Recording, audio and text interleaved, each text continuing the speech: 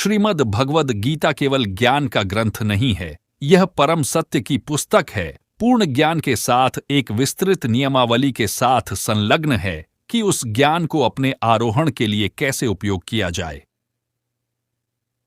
दूसरे अध्याय में ही प्रभु द्वारा संपूर्ण पूर्ण ज्ञान प्रकट किया गया है।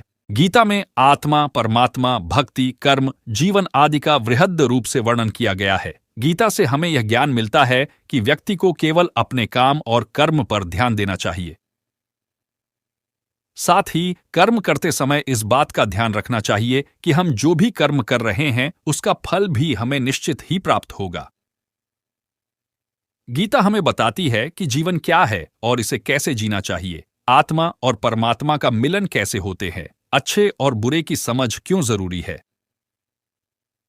इन सभी गूढ़ सवालों से जवाब हमें गीता से प्राप्त होते हैं। लेकिन सवाल यह है कि गीता का पूर्णतः ज्ञान कैसे प्राप्त किया जा सकता है और इसके लिए इसे कितनी बार पढ़ना चाहिए। गीता या फिर किसी भी पाठ से ज्ञान को प्राप्त करने के 4 स्तर होते हैं: श्रवण या पठन, ज्ञान मनन ज्ञान, निदिध्यासन ज्ञान, अनुभव ज्ञान। इन चारों स्तर से गुजरने के बाद ही किसी भी ज्ञान की पूर्णता होती है और इससे समुचित लाभ होता है।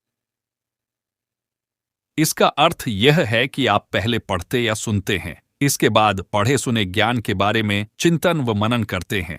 यदि वह आपको ठीक और उपयोगी लगती है तब उसका अभ्यास कर उसे अपने जीवन में उतारते हैं और आखिर में उस ज्ञान का प्रतिफल आपको मिलता है। किसी भी ज्ञान को आप पढ़कर या सुनकर छोड़ देंगे, उसे अपनाएंगे नहीं, तो उसका फल कैसे मिलेगा। यही बात गीता पर भी लागू होती है।